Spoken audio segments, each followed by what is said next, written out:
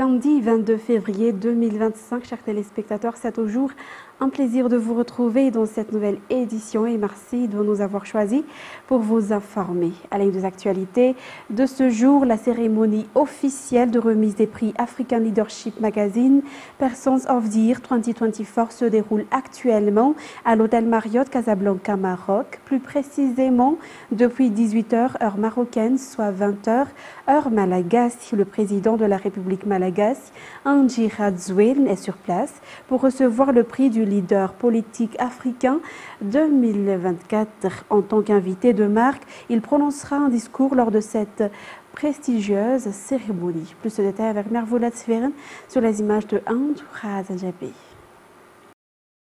Les prix pour les Persons of the Year 2024 sont répartis dans 13 catégories sur différents domaines comme la santé, l'agriculture, l'industrie, le secteur public, l'éducation, mais également femmes, législateurs, ministres, jeunes leaders africains.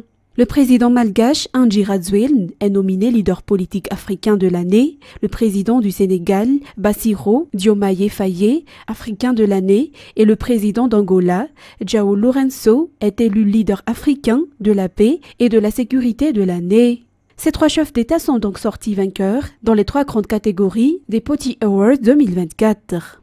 Les personnalités africaines de l'année 2024 sont élues à l'issue d'un processus de sélection en 3 étapes qui comprenaient des nominations publiques, une présélection et une présélection par le comité de rédaction à Londres, ainsi qu'un sondage en ligne très compétitif. L'émergence des lauréats 2024 s'appuie sur les résultats du sondage en ligne qui a attiré des votes de toute l'Afrique et du monde entier, enregistrant une augmentation d'environ 174,75% du nombre total de votes exprimés par rapport à l'édition 2023 et le taux de participation le plus élevé depuis la pandémie de Covid-19. Le prix personnalité de l'année, organisé par African Leadership Magazine, est le premier concours de parrainage basé sur le vote en Afrique, réservé chaque année aux Africains de premier plan qui contribuent au progrès du continent et modifient positivement son image perçue.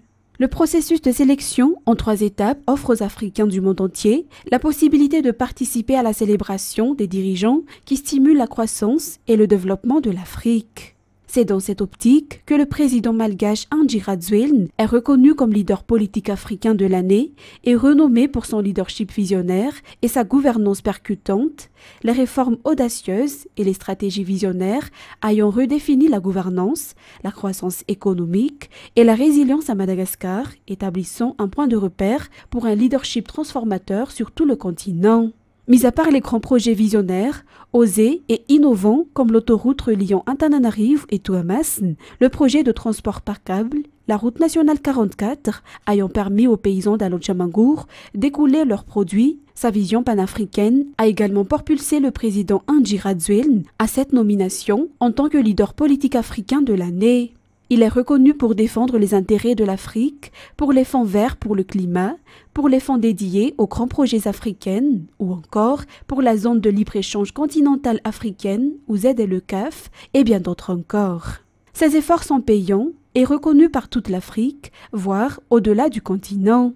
Les électeurs ont voté pour le président Andry Rajoelina et le consacrent leader politique africain de l'année avec 65,69% des voix, tandis que son homologue séchellois a obtenu 20,48% des voix et 13,83% pour le président de la République démocratique de Congo, Félix Tshisekedi. Il convient de noter dans la foulée que le précédent prix, leader politique africain 2023, a été décerné à l'ancien président du Libéria, George Weah, lors de la 13e édition qui s'est tenue à Addis Abeba, Éthiopie.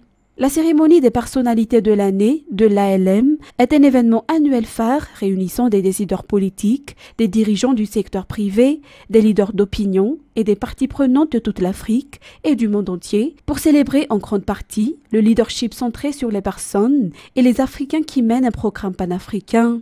L'édition 2025 attire plus de 400 délégués, offrant une plateforme unique pour le réseautage, les collaborations et les partenariats multidimensionnels, tout en facilitant le dialogue, le partage des meilleures pratiques et l'exploration de solutions innovantes aux défis les plus urgents de l'Afrique pour faire progresser un avenir prospère et durable pour le continent. Madagascar occupe une place d'honneur à cette soirée au Marriott Hotel Casablanca, car la présence du président Andry Rajoelina a été vivement attendue par l'ALM, qui lui a permis de prononcer une allocution à cet événement. Une enquête menée par le Bureau indépendant anticorruption ou BIANCO de Fianarantsoa en collaboration avec la direction régionale de l'inspection générale de l'État a révélé des faits de corruption au sein de la région Yoruba pour la période 2016-2019. Les infractions concernent principalement des détournements de deniers publics, des abus de fonction, ainsi que des faux en écriture publique et usage de faux, un préjudice financier s'élevant jusqu'à 245 millions d'ariars au détriment de l'État a été décelé. 8 individus impliqués dans cette affaire ont été déférés devant le parquet du pôle anticorruption au parc de Fianarantsoa le 18 février 2025. À l'issue de l'instruction, 5 personnes ont été placées sous mandat de dépôt, à savoir l'ancien chef de la région Irumbe, l'ancienne trésorière de la région, la trésorière de la région, l'inspecteur de la région et l'assistante administrative et financière. Cette affaire constitue le premier résultat significatif du parc Fianarantsoa depuis son inauguration en décembre 2024. Poursuivant les actualités dans la capitale, à chaque saison des pluies, les habitants du Fukuntan d'Amdavamamba Andeska 1 et 2 sont victimes d'inondations en raison des canaux bouchés. Les habitants lancent ainsi un appel aux divers responsables pour la recherche de solutions permanentes face à cette situation afin d'éviter ce même problème chaque année. Plus de détails avec Félan Rakoutarsoul. La prise en charge des sinistrés au sein du site d'hébergement ANS Ampefilou se déroule normalement. Un site qui accueille les familles sinistrées issues des Fukuntan d'Ambavamamba Andeska 1 et 2. Les personnes malades reçoivent des traitements appropriés, mais ils demandent une meilleure organisation en ce qui concerne la distribution de repas. Presque chaque année, ces familles sont confrontées au même problème dû à la montée des eaux. Ils sont ainsi obligés de se déplacer dans des sites comme à l'ANS Ampefilou. Ils lancent ainsi un appel aux divers responsables pour la recherche de solutions permanentes afin de ne pas avoir à se déplacer dans des sites d'hébergement à chaque saison des pluies. Au total, 743 sinistrés sont pris en charge au sein de l'ANS Ampefilou jusqu'à aujourd'hui, d'après les statistiques émanant du BNGRC. Et l'université de l'ITAS a consacré la journée d'hier, 21 février, comme journée de l'université. La célébration s'est déroulée au campus ITAS, Valérie Voussoave-Nanjing. De nombreuses activités ont été organisées pour marquer cette journée, dont le reboisement de 5100 jeunes plantes, ce qui constitue à la fois une protection de l'environnement et le transfert de messages aux étudiants pour encourager tous les habitants de la région d'où ils viennent à planter des arbres et à protéger l'environnement. Toutes ces activités s'inscrivent également dans le cadre de la célébration du 10e anniversaire de l'université de l'ITAS. Nervulatsferem et Braz Denilson. L'université de l'ITAS souffle sa 10e bougie cette année. De nombreux événements sont organisés par le comité d'organisation pour célébrer cela dans la journée de l'université qui s'est tenue hier au campus ITAS de Valérie Voussoave-Nanjing. La vision de l'université ITAS est d'être une université verte et chaque année, elle effectue du reboisement pour rendre vert l'université qui s'étend sur plus de 30 hectares. Pour concrétiser cette vision, la grande famille de l'université de l'ITAS a procédé au reboisement hier, accompagnée par le ministère de l'Enseignement supérieur et de la Recherche scientifique et la région ITAS. Au total, 5100 arbres ont été mis en terre, dont 1200 arbres fruitiers, dont des papayers et des orangers, et 3900 arbres ornementaux, dont des jacarandas, mimosas et troènes. Ces essences ont été soigneusement sélectionnées pour leur adaptation au climat local et leur rôle bénéfique sur la biodiversité du campus.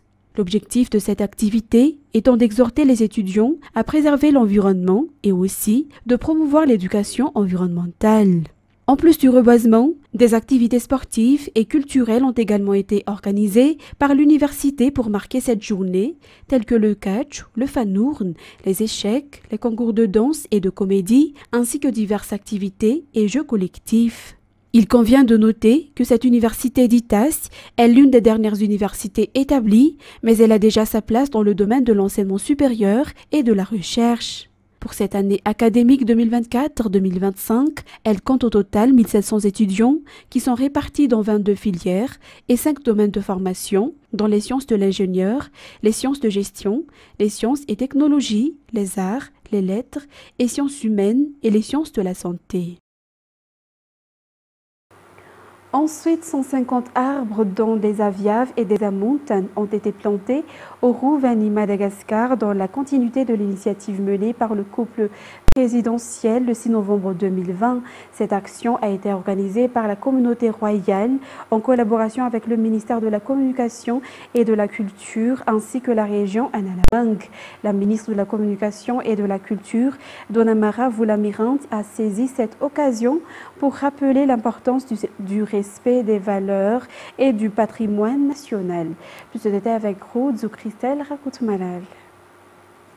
Le reboisement est en parfaite adéquation avec les valeurs malgaches. Dès les années 1800, la reine Ranavalna III incitait déjà à planter des arbres au sein du Rouv pour préserver les forêts. En 2020, le président Anji Radzwilm et son épouse Miali Radzwilm ont été les premiers à planter des arbres traditionnels sur ce site, rappelle la princesse Ralantson Fensu. Cette initiative s'est poursuivie aujourd'hui avec la plantation de 150 arbres par la communauté royale en présence de représentants des régions, de la région Analamang, du ministère de la Communication et de la Culture, ainsi que de la présidence de la République et d'institutions telles que le Sénat et l'Assemblée nationale.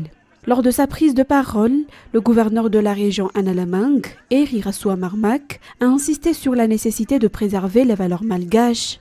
De son côté, la ministre de la Communication et de la Culture, Donamara Voulamirant, a exhorté chacun à respecter et à protéger le patrimoine national, véritable richesse du pays. Elle a également dénoncé ceux qui brûlent et détruisent ce patrimoine. En santé, de nombreuses femmes effectuent désormais des tests de dépistage du cancer du col de l'utérus. Bon nombre d'entre elles connaissent déjà les signes de la maladie avant de procéder au dépistage. Les détails avec Fangissel et Mireille sur les images de Yves Janel. Si auparavant, les femmes étaient réticentes à se faire dépister du cancer du col de l'utérus, la situation a complètement changé actuellement. Pour cette ONG, depuis le lancement du projet Ampela Tsarakarakar, Lafchinifa Naitainen, plus de 1000 femmes sont venues se faire dépister à Tananarive et Mahadzang. Les femmes connaissent de mieux en mieux cette maladie. Parmi ces 1000 femmes qu'on a dépistées, plus de 1000 femmes qu'on a dépistées, on a recensé 59 cas positifs, 4 à Tananarive et 25 à Majanga. Donc ces 59 cas positifs, on a pu les référer au niveau des centres de soins spécifiques dont les femmes avaient besoin. Outre le dépistage du col de l'utérus, cette ONG effectue également le dépistage du VIH. Place maintenant aux actualités internationales. Destination Israël. Après la confusion sur le sort de Shiri Bibas, le Hamas a finalement rendu le corps de la mère des 2 petits garçons, Kéfir et Ariel, dont les corps ont été restitués jeudi dernier. La famille de l'otage israélienne a confirmé sa mort après la restitution de sa dépouille. Reportage sur les images de France 24. Dans ce convoi, la dépouille de Shiri Bibas arrive au centre médico-légal de Tel Aviv. Après plusieurs heures d'autopsie, les autorités israéliennes sont cette fois-ci formelles. Il s'agit bien du corps de la mère des 2 enfants Bibas. La nuit dernière, notre Shiri est rentrée à la maison. À l'issue du processus d'identification, nous avons reçu ce matin la nouvelle que nous redoutions tant. Notre Shiri a été tuée en captivité. La dépouille avait été remise à la Croix-Rouge vendredi dans la soirée. La veille, le Hamas avait rendu 4 corps, mais les autorités israéliennes s'étaient rapidement rendu compte que l'un d'eux était en réalité celui d'une Gazaoui. Pour Benjamin Netanyahou, il s'agissait clairement d'une violation de l'accord. Le Hamas avait de son côté reconnu une erreur. Les autres corps remis jeudi étaient bien ceux de Kfir et d'Ariel Bibas, ainsi que d'Odette Lishvitz. Selon l'armée israélienne, les 2 enfants Bibas ont été tués en novembre 2023 à main nue devant le centre médico-légal de Tel Aviv. Des dizaines d'Israéliens sont venus rendre hommage à la famille. Nous sommes venus ici ce soir pour rendre hommage à la famille Bibas. Nous sommes dévastés. Pour la famille, le moment du deuil va pouvoir réellement débuter désormais. notamment pour Yarden Bibas, le mari de Shiri et père des 2 enfants. Ensuite, en ce 7e échange d'otages israéliens et de prisonniers palestiniens, dans le cadre de l'accord entre le Hamas et Israël, 5 Israéliens ont pour l'instant été libérés. 3 d'entre eux avaient été capturés au festival de musique de Nova le 7 octobre 2023. France 24. Tal Shoham et Avera Mengistu ont été les 2 premiers otages à être libérés dans la matinée de samedi. Quelques heures plus tard, c'est à Nuseirat, dans le sud de la bande de Gaza, que les 3 autres otages ont été libérés et remis à la Croix-Rouge, puis pris en charge par l'armée israélienne pour rejoindre le territoire. Comme lors des libérations précédentes, le mouvement islamiste Hamas et les groupes armés alliés ont exhibé les otages sur un podium. 4 des otages ont été kidnappés lors des attaques du 7 octobre. 2 autres ont été capturés séparément il y a une dizaine d'années dans la bande de Gaza. À Tel Aviv, place des otages, l'émotion est vive. Elle l'est également pour les proches et les familles des otages. C'est un mélange de joie et de soulagement après 2 journées particulièrement éprouvantes pour les Israéliens, avec le rapatriement jeudi des dépouilles de Oded Lifshitz et des 2 enfants de la famille Bibas, et vendredi seulement de celle de leur mère Shiri. C'est une journée complexe parce que nous avons reçu hier la dépouille de l'otage Shiri Bibas et nous exprimons nos condoléances à la famille Bibas et envoyons nos pensées. Nous sommes heureux que Tal soit à la maison et nous continuons ensemble jusqu'à ce que le dernier otage soit libéré. Les autorités israéliennes ont en échange accepté de libérer 602 détenus palestiniens. C'est le 7e échange d'otages contre des prisonniers dans le cadre de l'accord de cessez-le-feu du 19 janvier conclu entre Israël et le Hamas. Il prévoit désormais la poursuite des négociations portant sur le retour de la 60aine d'otages restants, dont la moitié seraient vivants, et sur le retrait des troupes israéliennes du territoire palestinien. Et pour terminer cette édition, alors que les rebelles du M23 poursuivent leur avancée rapide dans l'est de la RDC, ce jeudi, Washington décide d'imposer des sanctions financières contre James Kabarebe, un proche du président rwandais et ancien ministre de la Défense accusé de soutenir militairement la rébellion du M23. France 24. Il est l'un des plus anciens collaborateurs du président Paul Kagame. James Kabarebe, ancien général de l'armée rwandaise et ministre de l'intégration régionale du Rwanda. Lors de la rébellion contre Juvenal Habyarimana dans les années 90, il s'engage au sein du Front patriotique rwandais de Kagame. Il devient ministre de la Défense en 2010 avant de devenir conseiller à la sécurité du chef d'État rwandais. Depuis jeudi, l'homme de 66 ans est visé par des sanctions financières de la part des États-Unis, accusé d'orchestrer le soutien des troupes rwandaises aux rebelles M23. Kabarebe assure la liaison entre le gouvernement rwandais et le M23 et orchestre le soutien de la FRD au groupe armé. En outre, Kabarebe gère une grande partie des revenus que le Rwanda et le M23 tirent des ressources minières de la RDC. Il a coordonné l'exportation des minerais extraits de sites miniers de la RDC en vue d'une éventuelle exportation depuis le Rwanda. Militaire de carrière, James Kabarebe a toujours été entremêlé aux relations complexes entre Kigali et Kinshasa. En 1996, il joue un rôle clé aux côtés du rebelle Laurent Désiré Kabila dans le renversement du président Mobutu Sese Seko lors de la première guerre du Congo. Il sert pendant quelques mois en tant que chef de l'armée congolaise jusqu'à la rupture de l'alliance entre Kabila et le Rwanda. James Kabarebe dirige alors des troupes rwandaises durant la Seconde Guerre du Congo à partir d'août 1998. En 2012, le stratège et ministre de la Défense rwandaise de l'époque est accusé d'être le chef de facto des rebelles M23 par un rapport d'experts du Conseil de sécurité de l'ONU. Une accusation que Kigali et Kabarebe nient à ce jour. Mesdames et messieurs, voilà que prend fin cette édition. Nous vous remercions de votre fidélité. Et tout de suite après, vous allez suivre le film intitulé Mufasa, le roi lion. Quant à moi, je vous donne rendez-vous demain pour de nouvelles actualités. Au revoir à tous.